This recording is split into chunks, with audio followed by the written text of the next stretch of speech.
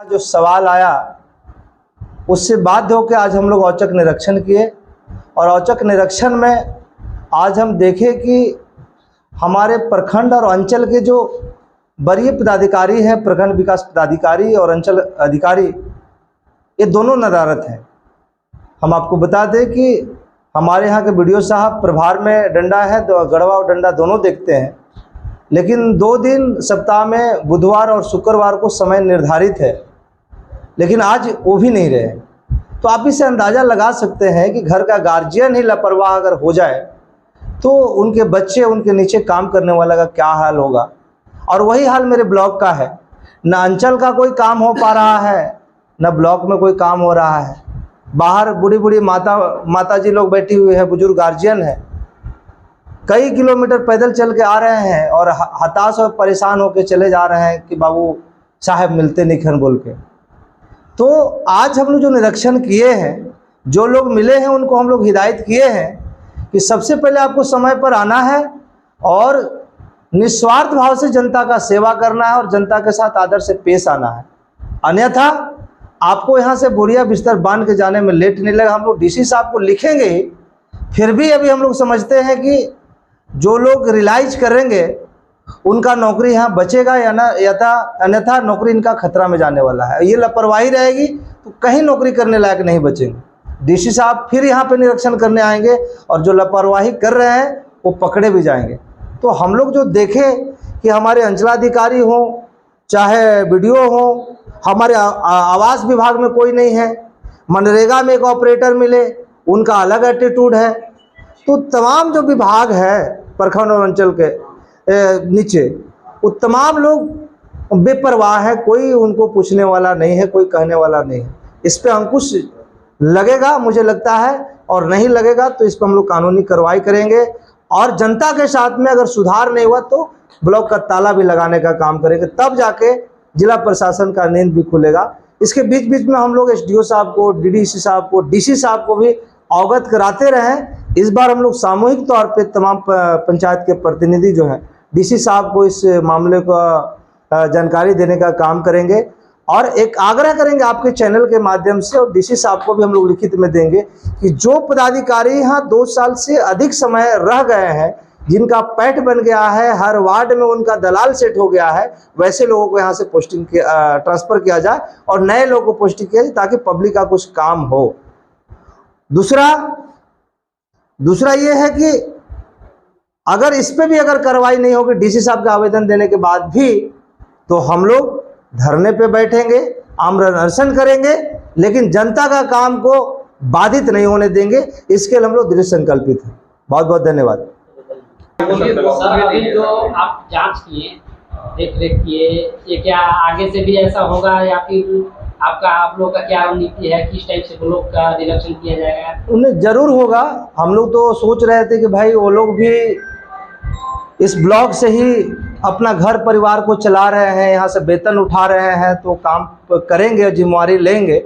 लेकिन लगातार ये बात रिपीट करने के बावजूद भी लापरवाही में सुधार होता हुआ नहीं दिख रहा है। इसलिए निश्चित तौर पे अगले महीने से, मतलब अभी तो अगस्त लास्ट हो गया, अगले महीने से हर महीने जनता के साथ में, डंडा के तमाम आवाम के साथ में, जिनकी समस्या है, जिन पे सुनवाई या कार्रवाई नहीं हो पा रही है, तमाम पदाधिकारियों की उपस्थिति में और प्रखंड के जो प्रतिनिधि हैं, पंचायत के प्रतिनिधि हैं, उनके उपस्थिति में हम लोग समीक्षा और जनता दरबार के माध्यम से सुनवाई करने का काम करेंगे, उनका समस्या का निदान करने का काम करेंगे और ये रेगुलर होते रहेगा। सर, जब आप इस क्षेत्र से नवनिर्वाचित हुए थे, हाँ, वो कौन साल था सर? 2022 में आप नवनिर्वाचित हुए थे। उसके बावजूद अब चुनाव का समय कितना बच गया है सर? 2-2.5 साल हुआ है। औचक निरीक्षण में यहाँ की एक महिला अधिकारी थी जो लगभग 12 बजे के आसपास आई थी। हमने सवाल किया कि आपका आने का समय क्या है, तो बड़ा एटीट्यूड में थी। नाम था संगीता कुमारी, डंडई से आई हुई थी शायद, वहाँ पर भी किसी पदाधिकारी को ब्लैकमेल करने का काम किए थे। तो वो समझी नहीं कि प्रतिनिधि क्या होता है, उनको पता ही नहीं कि जनता के चुने हुए प्रतिनिधि हैं और जनता की तरफ से सवाल कर रहे हैं। फिर भी उनका इतिहास को देखते हुए हमने डंडा थाना को सूचित किया था, उसके बावजूद भी हम पे एफआईआर करने के लिए यहाँ का प्रखंड विकास पदाधिकारी संगीता देवी कुमारी के माध्यम से आवेदन देने का काम किए थे। तो हम लगातार इसकी समीक्षा करते रहे हैं और मुझे लगता है कि जनप्रतिनिधि हो या कर्मी हो ब्लॉक के या अंचल के, ये तमाम लोग जनता के सेवक हैं। तो जितना समन्वय से काम होता है उतना लड़ाई झगड़ा से नहीं होता है, लेकिन ये बात हो कि हम लोग औचक निरीक्षण करने पे मजबूर हो जाते हैं। वैसे तो लगातार कोऑर्डिनेशन है, लोगों को कह रहे हैं कि भाई पब्लिक का काम हो, फोन पे सामने से आके लोगों को बताते हैं कि भाई इनका काम काहे रुका हुआ है, और काम हो भी रहा है। ऐसी राजनीति की कोई बात नहीं है मेरे भाई, मेरा इतिहास बोल, हम लोग राजनीति करने वाला आदमी नहीं है। हम लोग एकदम कोरा कागज है, इधर से पलटिए तो वही, उधर से पलटिए तो वही। हमें राजनीति करने की आवश्यकता नहीं है, हम जनता का सेवा करना है और जनता का सेवा में लगे हुए लगातार। सर, अंतिम सवाल है कि 3 वर्ष हो गए हैं, ये डांडा क्षेत्र की जनता के लिए कितना काम होना चाहिए, क्या होने पाएगा? देखिए, प्रयास तो बहुत रहा है और मेरा काम डंडा प्रखंड की जो समस्या है वहाँ जिले में रखना और जिले से निष्पादन कराने के लिए, तो उसमें हम लोग प्रमुख रूप से आपका अस्पताल का मामला है। आदमी स्वस्थ रहेगा तो कहीं भी कमा खा लेगा। मेरे यहाँ प्राथमिक स्वास्थ्य केंद्र डंडा को आप देख रहे हैं, यहाँ पर भी सप्ताह में 1 या 2 बार डॉक्टर आते थे। लगातार सीएस से संपर्क हो रहा है, जिला परिषद के बोर्ड के बैठक में आवाज़ उठाई जा रही है।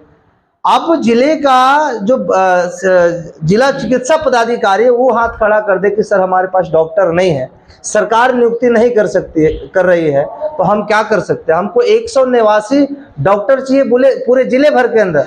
अब बताते हैं कि 50 के अंदर हमारे पास डॉक्टर है, तो हम कैसे करें? हम सदर को चलाएं या हम स्वास्थ्य केंद्र चलाएं, उप स्वास्थ्य केंद्र चलाएं? तो भी कहीं ना कहीं मजबूर है। और इस संदर्भ में अभी भी हम लोग मिल के आए थे और उन्होंने आश्वासन दिया है कि डंडा ब्लॉक को एम्बुलेंस और सप्ताह में 1 या 2 दिन के लिए डॉक्टर भी हम मुहैया कराने का काम करेंगे।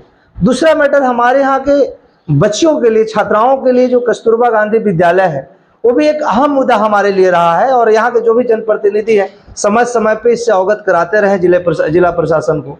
लेकिन जिला प्रशासन भी इसमें कुछ नहीं कर पा रही, क्योंकि कस्तूरबा गांधी विद्यालय जो है वो संवेदक के द्वारा हाई कोर्ट में केस फाइल किया गया है कि संवेदक को पैसा नहीं मिला है। काम करने के बाद बिल्डिंग उतनी बन गई है लेकिन संवेदक को पैसा नहीं मिला है, तो न्यायालय के पेच में फंसा हुआ है।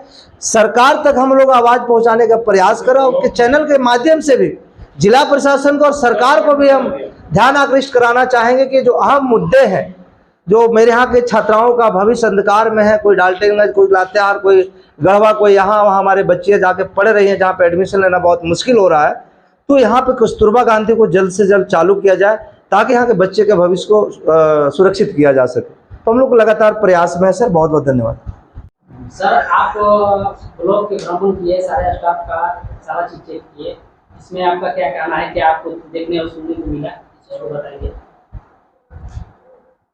सबसे पहले तो आप लोग के चैनल के माध्यम से जो आप खबर पहुंचा रहे हैं, आपका स्वागत है। आज डंडा जिला परिषद सदस्य अजय कुमार चौधरी उर्फ अजय मिंटल, डंडा प्रमुख श्रीमती आशा देवी के साथ ग्रामीण जनता, डंडा मुखिया प्रतिनिधि अनिल चौधरी के साथ सभी लोग ब्लॉक का निरीक्षण किए, जिसमें बहुत स्टाफ में कुछ लोग स्टाफ आए हुए हैं और स्टाफ नहीं आए हुए हैं। उनसे मेरा आग्रह होगा वीडियो साहब से कि समय पे आने के लिए सूचित करें, और जो मीटिंग नहीं हो रहा है मंथली मीटिंग, उस पर मीटिंग का समय निर्धारित कर मीटिंग करें ताकि समय पे सभी स्टाफ उपस्थित रहें। सर, जो स्टाफ नहीं आए हुए हैं उसके एवज में आप लोग क्या एक्शन लेंगे, क्या आपका कार्रवाई रहेगा? इसके लिए मीटिंग में स्पष्टीकरण वीडियो साहब से मांगा जाएगा कि किस कारण से नहीं आए हैं। आपके दांतों का समुचित इलाज अब होगा गढ़वा शहर में। डॉक्टर तान्या वर्मा, जिनका 15 वर्ष से भी अधिक का अनुभव है, एक एंडोडोंटिस्ट डॉक्टर जो दे रही हैं आपके दांतों को सुरक्षा। अपने दांतों के इलाज के लिए अभी संपर्क करें नवादा मोड़, सब्जी वाली गली में दाएं, सुबह 8 से 10 बजे तक और शाम 5 से 8 बजे तक। जीपी प्लाजा ग्राउंड फ्लोर, सुबह 8 बजे से शाम 5 बजे तक। अधिक जानकारी के लिए दिए गए नंबर पर संपर्क करें।